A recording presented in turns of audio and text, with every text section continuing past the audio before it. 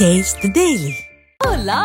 Your dream vacation to Turkey starts from rupees 79,999 only with GT Holidays, South India's #1 travel brand. கலப்படம் எல்லா இடத்துலயும் நடக்குது. Right. Tirupati லட்டுல கலப்படத்தை எல்லாம் ஜெகன்மோகன் ரெட்டி தெரிஞ்சே செஞ்சார், அந்த அரசாங்கம் தெரிஞ்சே செஞ்சு அப்படின்னு சொல்ல வரீங்களா? ஒருவேளை தப்பு நடந்திருந்தால் தெரிஞ்சுதான் செஞ்சிருக்கு. அப்படி இதில் கலப்படம் நடந்திருக்கு அப்படின்னா இது எதற்காக இதை செஞ்சிருப்பாங்கன்னு நீங்க நினைக்கிறீங்க? சிலவங்களுக்கு அந்த வக்ர புத்தி இருக்கும், அது விசாரணை தெரியும். இல்ல இதெல்லாம் இத போயிட்டு இப்படி கோடிக்கணக்கான மக்கள் வழிபடக்கூடிய புனிதமாக கருதக்கூடிய ஒரு கோயில் வழிபாட்டுல ஒரு பிரசாதத்திலே அந்த வேலையை பண்ணிருப்பாங்க. அந்த வக்கரத்தை பிரசாதத்தை தான் பண்ணுவாங்க. இதை உண்மையாவே களை எடுக்கணும்னு நினைச்சிருந்தா ஒரு அறைக்குள்ளார உட்கார்ந்து கூட பேசிருக்கலாம். அதுக்குள்ள மீடியாவுக்கு ஸ்ப்ரெட் பண்ண வேண்டிய தேவை ஏன் எழுது? இதை ஏன் அரசியலா அணுகிறார் சந்திரபாபு? லட்டுல இவ்வளவு பெரிய விஷயம் நடந்தா அதை கடந்து போகணும், கண்டுக்க கூடாது, ஒண்ணுமே கண்டுக்க கூடாது. ஆனா ஒரு கேக்குக்குள்ள ஏதாவது நடந்தா அதை உலகம் முழுவதும் பேசணும். ஒரு நோம்பு கஞ்சியில ஏதாவது பண்ணா அது பேசணும். ஏங்க எந்த மதத்தில் நடந்தாலும் தப்பு தானுங்க. அதுல என்னங்க இருக்கு? இந்து முஸ்லீம் கிறிஸ்டின் ஏங்க பிரிக்கிறீங்க? இப்படி ஒரு சம்பவம் நடந்திருந்தால் இதற்கு ஏதேனும் பரிகாரம் இருக்கிறதா? இன்றைக்கு பெருமாள் பக்தர்கள்லாம் ரொம்ப வேதனையிலும் வருத்தத்தையும் அவங்களே பேசி இது பேசு பொருளாயிருக்கு. ஆதன் தமிழர்களுக்கு வணக்கம். பல்வேறு துறைகளில் ஆக சிறந்த ஆளுமைகளை சந்தித்து நாம் நேர்காணல் எடுத்து வருகிறோம். அந்த வகையில் மீண்டும் நம்மோடு இணைந்திருக்கிறார் யதார்த்த ஜோதிடரும் பாரதிய ஜனதா கட்சியின் சிந்தனையாளர் பிரிவின் தலைவருமான திரு செல்வி அவர்கள். அவரிடம் கேட்பதற்கு நிறைய இருக்கின்ற வாரங்களோடமே கேட்போம். வணக்கம் செல்வி சார். வணக்கம். இதை அரசியல் ரீதியா வைக்கக்கூடிய விமர்சனத்தை கேள்வியாகிறேன். குஜராத்ல எடுத்த லேபு, சந்திரபாபு நாயுடு இப்ப அங்க அலைன்ஸ்ல இருக்காரு. பவன் கல்யாண் திடீர்னு சனாதன தர்ம ரக்ஷனா அப்படின்னு இந்தியா முழுக்க இருக்கிற எல்லா கோயிலையும் தாங்க ஒரு கட்டுப்பாட்டுக்குள்ள ஒரு போர்டு அமைச்சிட்டு வரணும் அப்படின்ற இதெல்லாம் கனெக்ட் பண்ணி பார்க்கும்போது எங்கேயோ இந்த டாட் எல்லாம் இணைச்சா இந்தியா முழுவதும் கொண்டு வரணும்ன்றது இன்னைக்கு இல்லைங்க சார். பாரதிய ஜனதா கட்சி ஆரம்பிச்ச காலத்துல இருந்து இருக்கு. பவன் கல்யாண் என்னைக்கு கட்சியில அரசியல்ல வந்தாரோ அந்த அரசியல் அவர் தனி கட்சி ஆரம்பித்த காலத்துல இருந்து அவருடைய வியூ இதுதான் இருக்கு. சரி, அது ஒவ்வொருத்தருடைய வியூ. நான் இப்ப ஹெச்ஆர்என்சி நாங்க இது பண்ணுன்றதுக்கு நான் கொடி பிடிக்கல, எனக்கு அது வேணாம். நான் என்ன சொல்றேன், என்ன வேணுமா நடக்கட்டும்.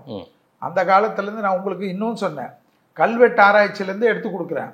ஏதோ இப்ப நடந்த மாதிரி இல்ல, இது அந்த காலத்திலேயே மன்னர்கள் ஆட்சி காலத்துல கூட இது மாதிரி விஷயங்கள் நடக்குது. இது நடக்காம இருக்கணும்ன்றது தான் நான் ஒரு பக்தனா பேசக்கூடிய விஷயம். இப்ப கூட நான் என்ன சொல்றேன், லாயரா என்ன சொல்றேன், இவங்களே டைரக்ஷன் கேட்கலாம் ஹைகோர்ட்ல. யாரு? ஜெகன்மோகன் ரெட்டி கேட்கலாம். ஹைகோர்ட் உடைய ஏன்னா இவ்வளவு பெரிய சென்சேஷன் விஷயம்னால ஹைகோர்ட் உடைய சீஃப் ஜஸ்டிஸ ஒரு ஃபுல் பெஞ்சை கான்ஸ்டிடியூட் பண்ணி அவங்க மூலியமா இதை விசாரிக்கலாம். நிறைய ஆப்பர்ச்சுனிட்டி இருக்கு. இப்ப அவங்க தண்டனை நான் எங்கேயாவது ஜெகன்மோகன் ரெட்டி இதுக்கு இதுன்னு சொன்னா நான் என்ன கேட்கிறேன், ஜெகன்மோகன் ரெட்டியா இருந்தாலும் அந்த நிர்வாக அதிகாரி, அந்த கோயிலுடைய தக்காரு, அந்த கோயிலுடைய இவங்கெல்லாம் தான் அரங்காவலர்கள் தான் இதுக்கு ஃபர்ஸ்ட் பொறுப்பேற்கணும். நான் என்ன கேட்கிறேன், பழனி கோயில் ஏதாவது ஒரு பிரச்சனைன்னா நம்ம பழனி கோயில் பேசுறச்சு கவர்மெண்ட்டுக்கு தப்பு வரும். ஆனா சிஎம் போய் குத்தம் சொல்ல முடியுமா? முடியாது. நான் என்ன சொல்றேன், நான் 1 by 1 தான் வரேன். ஆனா இங்க பேசுறவங்க எப்படி வலதுசாரி அமைப்புடைய பாஜக RSS, அவர் ஒரு கிறிஸ்துவ மிஷினரி, அவர் என்னதான் இருந்தாலும் வேற்று மதத்தை சார்ந்தவர், இதையெல்லாம் பேச வேண்டிய தேவையா எழுது? திமுக காரங்க திராவிட ஆதரவாளர்கள் இப்படி கொந்தளிக்கிறாங்க, உடனே நம்ம அதை பேசுற நாம இதையும் பார்க்கணும் இல்ல சார்? அப்போ நான் என்ன கேக்குறேன், அவங்க பேசுறாங்கன்றல நான் என்ன கேக்குறேன், இதே இது போல ஒண்ணு நடந்திருக்கு, இதை விசாரிக்கணும். இது தவறு நடந்துதான் தண்டனை எடுக்கணும்ன்றது தானே அரசியல் கட்சிங்க பேசணும். சீமான் அண்ணன் எப்படி பேசுறாரு, அதே திராவிட முன்னேற்ற கழகம் எப்படி பேசுது, திராவிட கழகத்துக்காரங்க எப்படி பேசுறாங்க, சோசியல் மீடியால யாரோ பேசுறாங்க. சீமான் அவர்கள் கூட ஒரு கருத்தை அவர் ஒரு மொழி நடையில அவருடைய பேச்சு வழக்குல சொல்றாரு, அவரும் இதை கொச்சைப்படுத்தணும்னு பேசுறாரு. அப்படி கிடையாதுங்க. இப்ப ராகுல் காந்தி என்ன சொல்றாரு, தவறு நடந்தா அதுல நடவடிக்கை எடுக்கணும்னு சொல்றாருல்ல. சரி, அப்படிதாங்க அரசியல் பேசணும். நான் என்ன கேட்கிறேன், இவ்வளவு எங்க 140 கோடி ஜனத்தொகையில 70 கோடி மக்கள், நான் பாதியா தான் சொல்றேன், 70 கோடி மக்களுக்கு அதாவது ஒரு தாயா பிள்ளையா இருக்கக்கூடியது மாதிரி எங்களுக்கு பெருமாளுங்க. பெருமாள்ன்றது இன்னைக்கு புரட்டாசி மாசம்னா புரட்டாசி மாசத்தினுடைய விஷயம் உங்களுக்கு தெரியும், உங்க குடும்பத்துல இருக்க உங்க லேடிஸ்க்கு தெரியும்.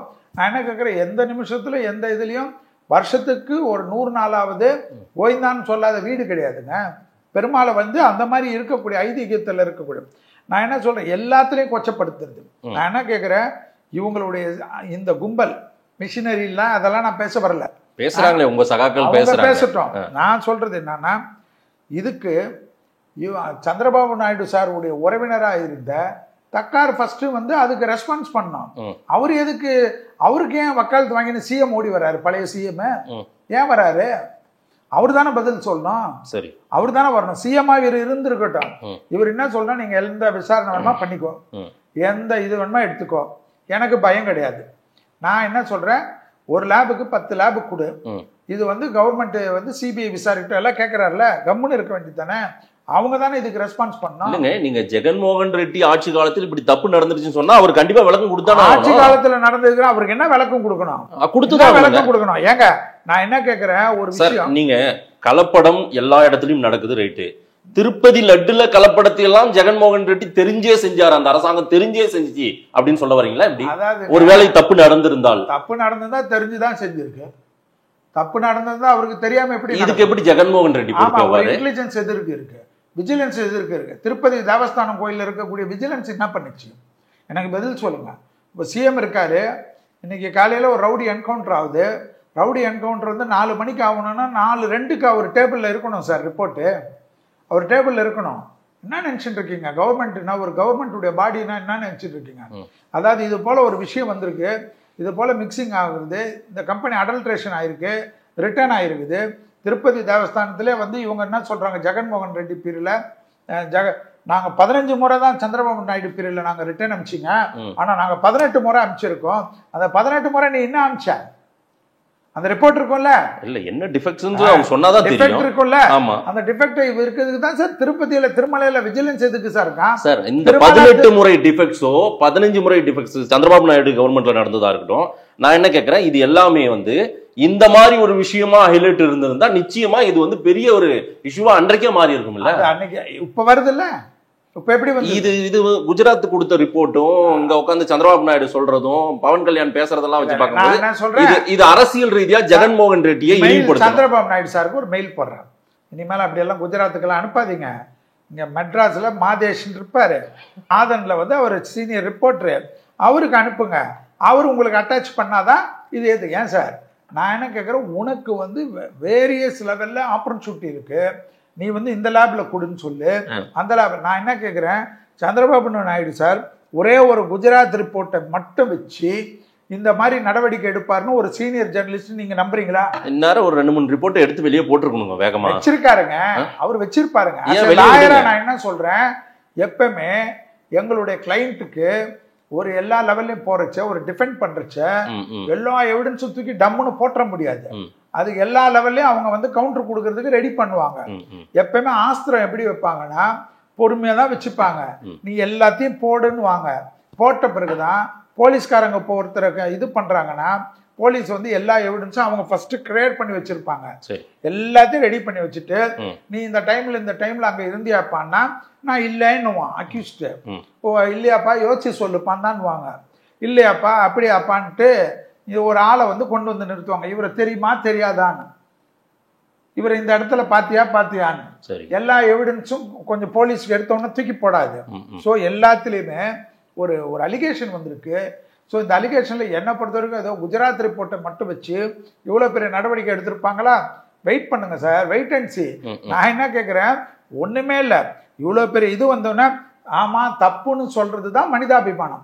இதே வந்து ஒரு முஸ்லீம் இதில் வந்து ஒரு தப்பு நடந்தது, செல்வி வந்து இல்லை அதெல்லாம் ஒரு சாதாரண விஷயம், இதை கடந்து போங்கன்னு எவனாவது நான் பேசுவேனா? நான் பேச மாட்டேன். ஏன்னா என்னுடைய அந்த மதத்தில் இருக்கணும்னு என் சகோதரி தான் முதல்ல குரல் நான் தான் கொடுப்பேன். அப்ப என்ன பண்ணோம், எங்களுடைய நம்பிக்கை சார். இல்ல உணர்வுகளை எல்லாரும் மதிக்கணும் சார், மதிக்கிறாங்க சார். நான் என்ன கேட்கிறேன், சேலத்துல இருந்து ஒரு குரல் இருக்குது, நல்ல லட்டு சாப்பிட்டியா இப்படியா பேசுவேன்? யாரோ பேசுறதெல்லாம் நீங்க அது எப்படி, அதோ நீங்க போடுறீங்கல்ல. நான் என்ன கேட்கிறேன், நாங்க லட்டு பெருமாள் லட்டு பிரசாதம் எங்க தெய்வ பிரசாதம் சார், லட்டு தான் சாப்பிடுவோம். நான் என்ன கேட்கிறேன், அதே போல மற்றவங்க மதத்திலையோ மற்ற மிருகத்தையோ நான் எல்லா சேனல்லையும் சொல்லி இருக்கிறது தான், நான் என்ன கேட்குறேன், என் உணவு முறையில் உனக்கு ரைட்ஸ் கிடையாது. உன் சுதந்திரம் உன் மூக்கு வரைக்கும் தான். நான் என்ன சாப்பிட்றேன்றது உனக்கு சுதந்திரம் கிடையாது. அது எல்லா மதத்துக்கும் சமம். இப்ப புரிஞ்சுக்கிட்டீங்கன்னா சரி. அதை வந்து அதை பிஜேபின்ற அரசியல் கட்சியில இருக்கிற நீங்க எல்லாருக்கும் சொல்லுங்க. அவங்க உடையா இருக்கட்டும், அவங்க உண்ணக்கூடிய உணவா இருக்கட்டும். ஏன் பாருங்க, இப்ப கூட சொல்றீங்கல்ல, ஒரு கட்சியில இருக்க ஒருத்தர் 2 பேர் பண்ற தப்புக்கு எல்லாமே கட்சி மொத்தமும் உள்ள வராது. ஏன்னா நம்ம எல்லாம் வந்து 6வது அறிவோட தான் உட்கார்ந்து இருக்கிறோம். சரி, நான் என்ன கேட்கிறேன், அதே தான் மத்த மதத்தினரும் இருக்கும், அதே போலதான் மத்த மதத்தினருக்கும். சரி, நம்மளுடைய தெய்வ வழிபாட்டை குறை சொல்றது, அவங்க தெய்வத்தை தூக்கி பிடிக்கிறதெல்லாம் ஏத்துக்க முடியாது. இல்ல அப்படி இதில் கலப்படம் நடந்திருக்கு அப்படின்னா இது எதற்காக இதை செஞ்சிருப்பாங்கன்னு நீங்க நினைக்கிறீங்க? அதாவதுங்க, அது எவ்வளவு பெரிய விஷயமா இருக்கும். சிலவங்களுக்கு வந்து அந்த வக்ர புத்தி இருக்கும், அது விசாரணை தெரியும். இல்ல இதெல்லாம் இத போயிட்டு இப்படி வந்து கோடிக்கணக்கான மக்கள் வழிபடக்கூடிய புனிதமாக கருதக்கூடிய ஒரு கோயில் வழிபாட்டுல ஒரு பிரசாதத்திலே அந்த வேலையை பண்ணிருப்பாங்க. அந்த வக்கரத்தை பிரசாதத்தை தான் பண்ணுவாங்க. ஃபர்ஸ்ட் வந்து எதை டேமேஜ் நீங்க ஒரு குறைந்தபட்சம் நம்ம மனிதனுடைய ஒரு தர்மத்துல தான் ஃபர்ஸ்ட் சேஷ்ட பண்ணுவாங்க. இல்ல இது பெரிய பிரச்சனை. இது சரி வரட்டும், இதெல்லாம் வச்சிருக்க மாட்டாங்க. நீங்க மேல தான வரும். ஒரு ஆக்சிடென்ட்டா கூட இருக்கலாமோ அப்படின்ற ஒரு பார்வையை கூட வைக்கலாம். ஆக்சிடென்ட் எப்படி வரும்? ஒரு நிறுவனம் தவறுதெல்லாம் நடந்தது, ஏதோ ஒண்ணு அதான் நடக்கலன்னு தான நிறுவனம் சொல்லிட்டு இருக்கு. நடந்ததா இல்லையானு வரும். இல்ல இன்னும் கொஞ்ச நாள்ல நீங்களாம் உறுதிப்படுத்திட்டீங்களேங்க. ஏறக்குறைய அவ்வளவுதான் முடிஞ்சிருச்சு, இது தவறு நடந்துருச்சுன்றீங்களே. தவறு நடந்துச்சுன்னா எப்படி ஏத்துப்பீங்களா? கோர்ட்டு கிடையாதா? கோர்ட்டு கிடையாதா? எல்லாமே கிடையாதா? நீங்களா டிக்ளேர் பண்றீங்களே. நீங்க ஒருத்தர் ஆதன் மாதேஷ் வந்து நீ செல்வி நீ இப்படிதான் நான் அப்படியே பயந்து போயிடணுமா? உங்க சேனல்ல உட்காந்துக்கின்னு நீங்க யாராவது ஒரு விஷயத்துல இந்த அமைச்சர் துட்டு வாங்கினாருன்னா உடனே எல்லாமே முடிஞ்சிருமா? சொல்லுங்க எனக்கு. சரி, யாராவது உங்க சேனல்ல வந்து ஒருத்தர் உட்கார்ந்துன்னு இவர் இந்த ஊழல் பண்ணார் நானே சொல்றேன் ஒருத்தர்னா உடனே எல்லாமே டிக்ளேர் ஆயிட்டு கதையை முடிச்சிருவீங்களா? நான் இன்னொரு விஷயம், பொலிட்டிக்கலா ஷூட்டின்றது எல்லாருக்கும் இருக்கு. ரைட். பொலிட்டிக்கலா இதை வந்து சந்திரபாபு நாயுடுனுடைய பார்ட்டியும் பவன் கல்யாண் அதே போல பிஜேபியும் இதை அணுகுறாங்க அப்படின்றாங்க. எப்படியாவது ஜெகன்மோகன் ரெட்டியை சிறுமைப்படுத்திடணும், அவரு வந்து இந்துக்களுக்கு எதிரானவர் அப்படின்றத ஒரு கட்டமைக்கணும். அப்படி தொடர்ச்சியா சந்திரபாபு நாயுடு இந்த வேலையை பண்ணிருக்காரு. அதனுடைய ஒரு இதுதான் இது, அதனுடைய அரசியல் தான் கிடையாது. இந்த இது வந்து ஒரு விஷயம் கேளுங்க, அவர் சிஎம்ஆ இருந்த காலத்துல இது நடந்தது. நடக்கலன்னு ப்ரூவ் பண்ண வேண்டியது யாருடைய வேலை? நீ எங்களுக்கு பதில் சொல். விளக்கம் கொடுத்துட்டாங்க, அவ்வளவுதான். இதுல என்ன ப்ரூஃப் என்ன பண்ண முடிஞ்சிச்சா? எல்லா லெவல்லையும் எல்லாமே அவங்க கிட்ட இருக்கும். அவங்க ஒரு டாக்குமெண்ட் நடந்திருக்காங்க, எல்லா டாக்குமெண்ட்டும் வந்து ரெக்கார்ட்ல இருக்கும். சரி, எல்லாத்தையும் எடுத்து கொடுக்க வேண்டியதானே? இல்ல சார், அந்த மேல்மட்டத்தில் இருக்கக்கூடிய திருப்பதி கோவில் அறங்காவலர்கள், நிர்வாகிகள், அவங்க எல்லாம் உண்மையாவே அவங்க அந்த அந்த மதத்தை பின்பற்றி அதை வந்து ஃபாலோ பண்ணி அதுல ரொம்ப ரொம்ப ஒரு இதுல டீப்பா இருக்கிற ஒருத்தரை தானே நியமிப்பாங்க. அது இல்லைன்றது தானே குற்றச்சாட்டு.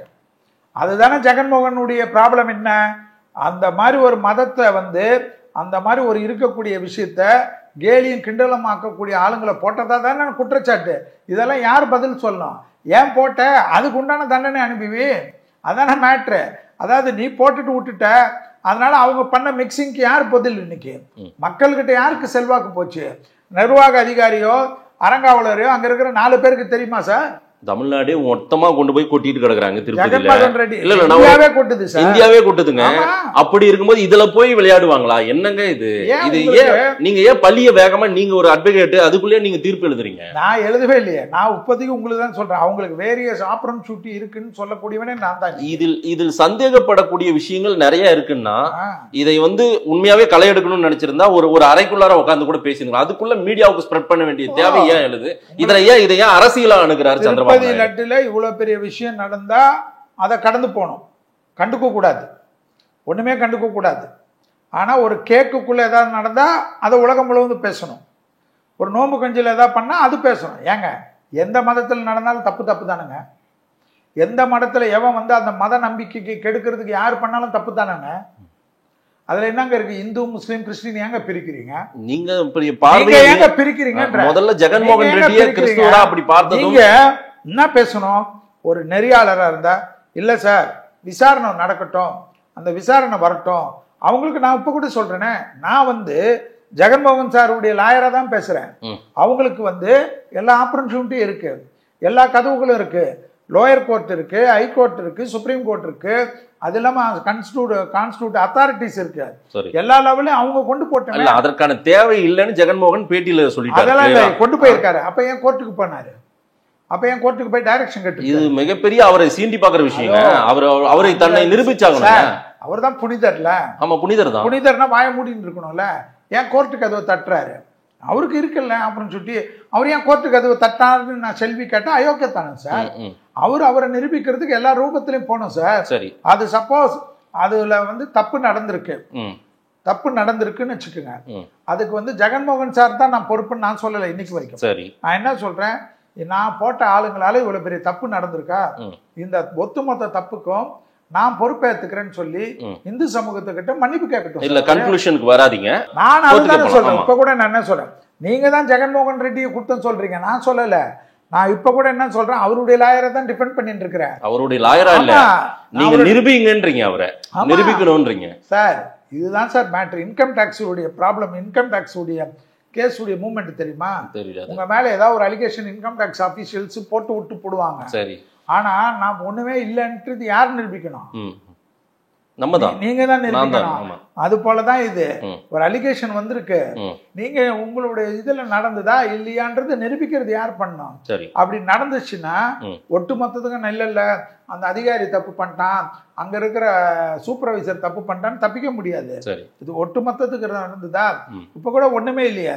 அந்த கோயிலே என்ன பண்றாங்க, அந்த கோயிலுக்கு முறைப்படி இதுல ஒண்ணு இப்ப யாரையா தலை எடுக்க போறாங்களா? அந்த கோயில்ல இனி நான் என்ன சொல்றோம், எல்லா இனிமேல் மோடி சொல்றது பிஜேபி சொல்றது கேட்கணும். அப்படி வரணும். இது நான் அப்படி வரல. நான் என்ன சொல்றேன், இல்ல அதுக்காக தான் இந்த பிளான்ன்றாங்க. எல்லா லெவல்லையும் இப்ப கூட உங்ககிட்ட என்ன சொன்னேன், இந்த திருப்பதி நடக்குதா, வெறும் பால் மட்டும் பார்க்காதீங்க, பூக்களுக்கு வரைக்கும் அங்க கோடிக்கணக்கான ரூபாய்க்கு பூ வருது டெய்லி. அது ஒரு மக்கள் டொனேட் பண்றான், ஒரு ஊர்ல இருந்து வருது. அந்த பூக்களுடைய தரம் கூட, அந்த பூக்களுக்கு ஏன்னா கான்ட்ராக்ட் மூலியமா தான். திருப்பதியில ஒரு 10 லட்சம் ரூபாய்க்கு நீங்க பூ அலங்காரம் பண்ணா நீங்க எடுத்துன்னு போக முடியாது. அங்க இருக்கிற கான்ட்ராக்ட் கிட்ட தான் நீங்க 10 லட்சம் ரூபாய் கட்டினாதான் அவன் அலங்காரம் பண்ணுவான். சோ அந்த அலங்காரத்திலேயே கூட ஊழல் வரக்கூடாதுக்கு அது ஸ்டாண்டர்டைஸ் பண்ணுங்க.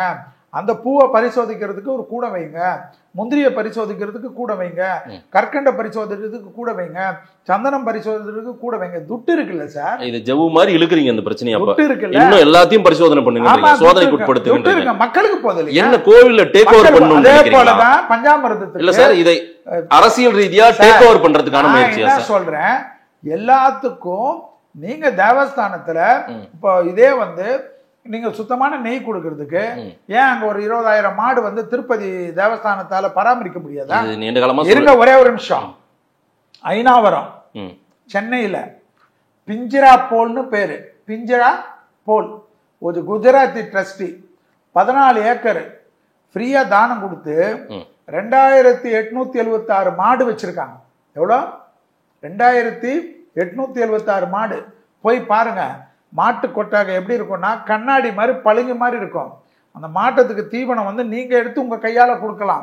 அழகா ஒண்ணு உங்களை கடிக்கிறதோ இது இல்லாம நக்கி சாப்பிட்டுட்டு போவோம். ஒரு சாதாரண ஒரு சமூக அமைப்பு அதுல ஒரு 10 பேர் சேர்ந்து 2876 மாடுகளை கம்பீரமா நடத்துறாங்க. இவ்வளவு பெரிய பேக்ரவுண்டு, ஒரு கவர்மெண்ட் அத்தாரிட்டி, கவர்மெண்ட் பாடி, இத்தனை லட்ச கோடிக்கணக்கான பக்தர்கள் கொடுக்கறது. அத்தனை ஒரு பக்தரே ஒரே ஒரு பக்தர் 10 பக்தர் சேர்ந்தாவே 20,000 மாடுக்கு உங்களுக்கு வருஷம் வருஷம் நீங்க பண்ணுங்கன்னு அவன் துட்டு கொடுத்துட்டு போவான். ஆனா எதுவுமே பண்ண மாட்டீங்க, எதுவுமே செய்ய மாட்டீங்க. வருமானம் மட்டும் வரணும். திருப்பதியில நான் என்ன கேட்கிறேன், இன்னும் அந்த காலத்துல கற்பூரம், பச்சை கற்பூரம், திருப்பதி லட்டு எங்காவது வந்தாவே இந்த பச்சை கற்பூரம் ஸ்மெல்லு வரும். எல்லாத்துலயும் நீங்க இப்ப மிஷின் எது வேணா பண்ணிக்கோ. நான் என்ன சொல்றேன், ஒரு லட்டு ஃப்ரீயா கொடுக்கறதுனால நீ உனக்கு இவ்வளவு இது போவது குறையாது. அதே போல நீ விற்கிற லட்டுல கூட 5 ரூபாய் ஏத்திக்கோ, 10 ரூபாய் ஏத்திக்கோ. ஏன்னா வேணும்ன்றவங்களுக்கு, ஏழைங்களுக்கு தான் அந்த ஃப்ரீயா ஒரு லட்டு கொடுத்துட்டு அவனுக்கு அதுவே போதும். அந்த ஒரு லட்டுன்றது 1 லட்சம் லட்டுக்கு சமம் அவனுக்கு. நான் என்ன சொல்றேன், நீ என்ன வேணுமா பண்ணிக்கோ, ஆனா மக்களுக்கு தரமான விஷயத்த பிரசாதத்துல கூடுன்றது திருப்பதிக்கு மட்டும் சொல்ல. நான் எல்லா கோயில்லையும் பணம் வரக்கூடிய கோயில்ல. அதே போல நான் என்ன சொல்றேன், எல்லா ஏரியால நான் எப்பவுமே எங்க போனாலும் அதான் பேசுறேன். நவகிரக கோயில்னு சொல்றோம், தமிழ்நாட்டில் தான் இந்த பெருமை இருக்கு.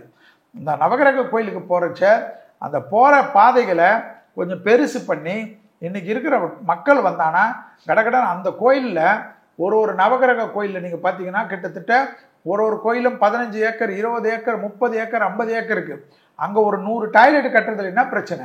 திருவண்ணாமலை இருக்கு, திருவண்ணாமலையில 10 லட்சம் பேர் வரான்னு எழுதுறீங்க, நீங்களே வந்து உங்களுடைய ஆதன் டிவைன்ல லைவ் போடுறீங்க. நான் என்ன கேட்கிறேன், அத்தனை லட்சம் மக்கள் போறான், ஒரு 100 டாய்லெட்னு ஒரு 2 கிலோமீட்டருக்கு போட்டு விட்டா அதை தண்ணி அதை கூட மெயின்டைன் பண்றதுக்கு பிரைவேட் ரெடியா இருக்கான். ஏன் இதெல்லாம் பண்ண மாட்டேன்றீங்க? நான் என்ன கேட்கிறேன், HRNC போர்டா இருக்கட்டும், திருப்பதி தேவஸ்தானமா இருக்கட்டும், பணம் மட்டும் வேணும் சாமி.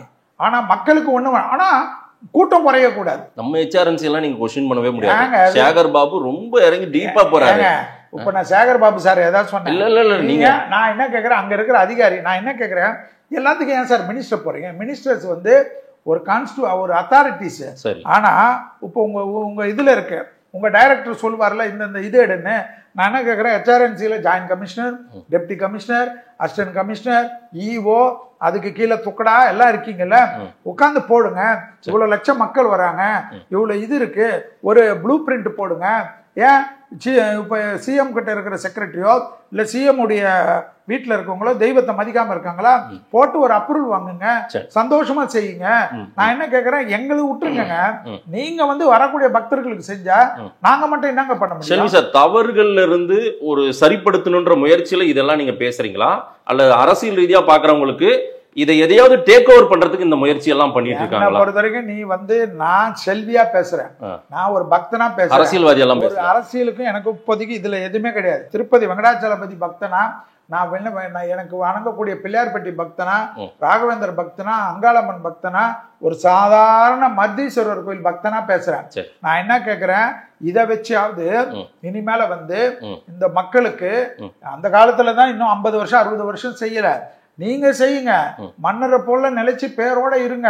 இப்ப நான் என்ன சொல்றேன், இப்ப நாம எடுத்து பேசுறோம், கிருஷ்ணதேவராயர் வந்து அன்னதானத்திற்கு வந்து தங்கத்துல இருக்கக்கூடிய பாத்திரங்களை கொடுத்தாருன்னு இருக்கு, எந்த கல்வெட்டுல இருக்கு. அதே போல உங்க பேரை போட்டு கல்வெட்டு போட்டுக்குங்க, என் பேரை போட சொல்ல, தலைமுறையா இருக்கட்டும். நல்ல கல்வெட்டு கூட சும்மா போடாதீங்க, எல்லாருமே தொடாத மாதிரி பள்ளிங்களை போட்டு பலன்னு வச்சு அதுக்கு லைட் எஃபெக்ட் குத்துக்குங்க. நான் சந்தோஷமா பாக்குறேன். நான் என்ன சொல்றேன், வர பக்தர்களுக்கு நல்லது பண்ணு. டொனேஷன் எவன் கொடுக்குறானோ, திருப்பதியில சார் 300 ரூபாய் டிக்கெட் கொடுங்க, 10,000 ரூபாய் டிக்கெட் இருக்குல்ல, 10,000 ரூபாய் டிக்கெட், அந்த 10,000 ரூபாய் டிக்கெட் வாங்குற நிலைமை தெரியுமா? எல்லாரும் சொல்றாங்க 10,000 ரூபாய் டிக்கெட் வாங்கிட்டா ஈஸியா தரிசனம் பண்ண. அப்படி கிடையாது. 10,000 ரூபாய் டிக்கெட் வாங்குறோம், ஒரு நாள் முன்னாடி போய் நிக்கணும், ஆதார் கொடுக்கணும், ஐடென்டி கொடுக்கணும், ஃபிங்கர் பிரிண்ட் வைக்கணும், எடுத்துக்கணும். உனக்கு 10,000 ரூபாயும் கொடுத்து ஒரு நாள் முன்னாடி வந்து நீ பண்ற அட்ராசிட்டின்னா, நான் என்ன கேட்கிறேன், எல்லாமே ஆன்லைன் டிஜிட்டல் வந்துருச்சு. உங்க அக்கௌண்ட்டுக்கு நான் 10,000 ரூபாய் பணம் அனுப்பணும்னா இங்க இருந்து 2 நிமிஷத்துல அனுப்பலாம், அமெரிக்கால இருந்து அனுப்பலாம். இன்னைக்கு எல்லாமே வந்திருக்குது, ஆதார் வந்திருக்குது, எல்லாமே வந்திருக்குது, போட்டோ ஐடென்டி வந்திருக்கு. மக்களுக்கு வந்து அவனுங்களுக்கு என்னன்னா, நீ திருப்பதி வரல, நான் உன்னை நாய் மாதிரி அலைய வைப்பேன், நீ 10,000 ரூபாய் கொடுத்தாலும் சரி, நீ இப்படிதான் வரணும், இப்படிதான் நிக்கணும். இந்த சர்வாதிகார போக்கு இருக்குல்ல, இது வந்து எதுக்கு? நான் என்ன கேட்கிறேன், வர பக்தருக்கு 10,000 ரூபாய் கொடுக்குற பக்தருக்கு நீ கொடு, ஆனா சாதாரண பக்தனுக்கு ஹெல்ப் பண்ணு. சாதாரண பக்தருக்கு நான் என்ன சொல்றேன், திருப்பதியில உள்ள கியூ நிக்கிற இடத்துல எல்லாம் டாய்லெட் இருக்கு, அதெல்லாம் நம்ம குறை சொல்லக்கூடாது. இன்னைக்கு தெரிஞ்சு இந்தியாவிலேயே தர்சனத்துக்காக நிக்கக்கூடிய இடத்துல அந்த இதுல ஒரு பாக்ஸ்ல நல்ல சுத்தமா பராமரிக்கக்கூடிய டாய்லெட், அதை கூட இன்னும் நல்லா பண்ணு. எல்லாமே நீ நல்லா பண்ணு, பக்தர்களை நல்லது பண்ண. திருப்பதி அன்னதானத்தை பத்தி கொஞ்ச நாளுக்கு முன்னாடி வந்தது, சாப்பாடுல எவ்வளவு கேவலமா இருந்ததுன்னு. எதுக்கு இது பண்ற? ஏன் இது மாதிரி பண்ற? எதுக்கு இந்த பாவத்தை சம்பாதிக்கிற? அதான் உனக்கு எல்லாமே இருக்க, நீ என்ன உந்துட்டா போடுற. நான் என்ன கேட்கறேன், பக்தர்கள் கொடுக்கிற துட்டு தான். பக்தர்கள் இவ்வளவு கொடுக்குறான், ஒரு 20,000 மாடை வச்சு பண்ண முடியாதா? நாட்டு மாடை வச்சு நீ நெய் கறக்க முடியாதா? ஒரு இண்டஸ்ட்ரி பண்ண முடியாதா? அதுல ஒரு 5,000 பேருக்கு வேலை கொடு. சோ இந்த பிரச்சனையில இருந்து நிறைய விஷயங்களை சரிப்படுத்த வேண்டிய தேவை எழுந்திருக்குது, சரிப்படுத்தலாம் அப்படின்றீங்க, பண்ணணும். ரைட். நான் வந்து ஜோதிட ரீதியா நான் ஒரு கேள்வி கேட்கணும். இதுல இப்படி ஒரு சம்பவம் நடந்திருந்தால் இதற்கு ஏதேனும் பரிகாரம் இருக்கிறதா? இன்றைக்கு பெருமாள் பக்தர்கள்லாம் ரொம்ப வேதனையிலும் வருத்தத்தையும் அவங்களே பேசி இது வந்து பேசு பொருளாயிருக்கு. அதாவது ஜோதிட ரீதியா நாங்க பரிகாரம் சொன்னாலும் அங்க எழுதப்படாது. இல்ல நம்ம வீட்லயே ஏதாவது பண்ணலாமான்னு கூட சிலர் கேக்குறாங்க. அதனாலதான் நான் அது கொண்டு வருவாங்க. இப்போ ஒரு நாள் வந்து எல்லாரும் விளக்கேத்துங்கன்னு வாங்க. நான் சொல்றது சனிக்கிழமையை பார்த்து திருப்பதி பெருமாளுக்குனால அங்க அவங்க அந்த கோயிலை சுத்தப்படுத்துற நிகழ்ச்சி பண்ற அன்னைக்கு எல்லாம் முடிச்சுட்டு கோயில் திறப்பாங்க. ஏன்னா கண்டிப்பா அதை ஒரு நாள் மூடுவாங்க. ஒரு 12 மணி நேரமாவது திருப்பதி கோயிலுக்கு அந்த புனித இதுக்காக அங்க ஒரு யாகம் வளர்த்து பூஜை பண்ணுவாங்க. அதை அந்த சம்பிரோஷனம் கண்டிப்பா நடக்கும். அது நடக்கிற அன்னைக்கு எல்லாருமே அவங்கவுங்க வீட்டுல ஒரு விளக்கு ஏத்துனுவாங்க. அது அவங்க நம்பிக்கை. எனக்கு அது இல்லை. நீ கோயில புனித பத்தி திறந்தாலும் எது திறந்தாலும் இந்த வேதனை ஒரு 100 ஆண்டுகளுக்கு பேசப்படக்கூடிய வேதனையா தான் இது இருக்கும். நடந்திருக்கும் பட்சத்தில் நான் திருப்பி அதை தான் சொல்றேன். நான் என்னை பொறுத்த வரைக்கும் நடக்கலைன்னு ரிசல்ட் வந்துச்சுன்னு வச்சுக்கோங்க, என்னை பொறுத்த வரைக்கும் அதுவே எனக்கு பெருமாளுக்கு நான் சொல்லக்கூடிய மிகப்பெரிய நன்றியா இருப்பேன். எனக்கு யாரு நான் நடந்துக்கணும் இதுதான் இருக்கணும்னு நான் வரல. நடக்காம இருந்தாவே இந்து மக்களுக்கும் அந்த நம்பிக்கைக்கும் கிடைச்ச ஒரு சந்தோஷமான்றது தான் நான் கருது. எஸ், நிறைய விஷயங்கள் நீங்க சொல்லியிருக்கிறது. இந்த ஒரு சம்பவம் நடந்திருந்தால் நிச்சயம் அதற்கு ஒரு தீர்வு காண வேண்டிய இடத்துல இதுல இருந்தே நம்ம ஒரு பாடம் கத்துக்கொள்ளணும் அப்படின்றீங்க. அதே போல அரசியல் ரீதியா ஏதாவது பாக்குறேன்னா நான் ஒரு பெருமாள் பக்தராகவே என்னுடைய கருத்தை பதிவு செய்யறேன் அப்படின்றீங்க. ஆனால் நிறைய பேருடைய பார்வை அரசியல் ரீதியா அங்க இருக்குது. சார் எல்லாத்துலயும் அரசியல் பேச முடியாது சார். நாங்க புரட்டாசி மாசம் இது போல நடந்துச்சேன்னு தான் வருத்தத்துல இருக்கும். புரியுதுங்களா? நான் இல்ல இது நாட்டுக்கு தீங்கு அது தீங்குன்னு கூட நான் ஜோசியனா பேசல. ஏன்னா நாட்டுக்கு தீங்கு அடுத்த 2030 வரைக்கும் இருக்கிற மாதிரி தான் நான் என்னுடைய கணிப்பு. இதுவும் ஒண்ணு ஒரு பாட்டு ஏதாவது பஞ்சாங்க ரீதியா இப்படி ஏதாவது பதிவுகள் இருக்கா? ஏற்கனவே திருப்பதிக்கு எல்லாம் கெட்ட நேரம் தான் சொல்லியிருக்கேன். உங்களுதுலயே சொல்லியிருக்கேன், எல்லாத்துலயும் சொல்லியிருக்கேன். மலை கோயில்களுக்கு பிரச்சனை வரும்னு சொல்லியிருக்கேன். சோ திருப்பதியும் மலை கோயில் தானே. சரி. சோ அதுல ஒன்றும் பிரச்சனை இல்லை. இனி எல்லா கோயிலையும் வரும். வட இந்தியாலையும் இது போல பிரச்சனை எல்லாம் வரும். ஏன்னா இது இங்கதான் வருதுன்னு கிடையாது. நீ எல்லா கோயிலையும் ஒரு பிரச்சனை இனிமேல லீக் ஆகும். ஏன்னா இதெல்லாம் சரி செய்யக்கூடியதுதான் சனி செய்வார். கும்பத்தில் இருக்கக்கூடிய சனி எல்லா பிரச்சனைகளும் கொண்டு போடுவார். எல்லா சட்டத்திட்டங்களும் பண்ணுவார். இப்ப பாத்தீங்கன்னா இவ்வளவு நாள் கிட்டத்தட்ட 10-15 வருஷம் ரவுடிங் என்கவுண்டரே இல்லை. ஆனா இப்ப பாத்தீங்கன்னா டெய்லி ஒரு என்கவுண்டர் நடக்குது. சோ எல்லாமே தூய்மைப்படுத்தப்படக்கூடிய விஷயமா தான் வரும் ஒன்னொன்னா. சோ அடுத்த 2030 அதே போல பெரிய பெரிய அரசியல் தலைவர்களுக்கும் நான் எப்பத்திலிருந்து சொல்லின்னு தான் வருது. ஆட்சியாளர்களுக்கும் பிரபலமா இருக்கக்கூடியவர்களுக்கும் ஸ்போர்ட்ஸ் மேன்களுக்கும் இண்டஸ்ட்ரியல்ஸுக்கும் இவங்களுக்கு எல்லாமே ஒவ்வொருத்தருக்கும் ஒரு பாதிப்பு தான் இருக்கும்ன்றேன். அதே போல அரசியல் ஓஹோன்னு இருக்கிறவங்க திடீர்னு காணாத போறது, திடீர்னு ஒண்ணுமே தெரியாதவங்க பெரிய அரசியலுக்கு வர்றதெல்லாம் இந்த காலகட்டத்தில் நடக்கும்ன்றது தான் நான் சொல்லிட்டு இருக்கேன். அதே போல மலைகள் பழக்கம்ன்றது தான் சொல்லியிருக்கேன். மலைகள் பழக்கம்னு எல்லாத்துலயும் சொல்லியிருக்கேன். கடல் உள்ள வரும் தான். நிலநடுக்கம் தான் கத்தின்னு இருக்கிறேன். நெல்லை வரைக்கும் எட்டி பார்த்துட்டு போயிருக்குது. அது எந்த அளவுக்கு கடுமையா அடிக்கும்ன்றது இந்தியா எந்த அளவுக்கு அந்த நிலநடுக்கத்துல இமாலய பக்கத்துல இருந்து கன்னியாகுமரி வரைக்கும் அது எப்போ வெடிக்கும்ன்றது தான் பார்க்க தான் போறோம். எஸ், நிறைய விஷயங்கள் மக்கள் என்ன சொல்றாங்கன்னு பார்க்கலாம். நேரம் கொடுத்து பேசியமைக்கு நன்றி. நன்றி.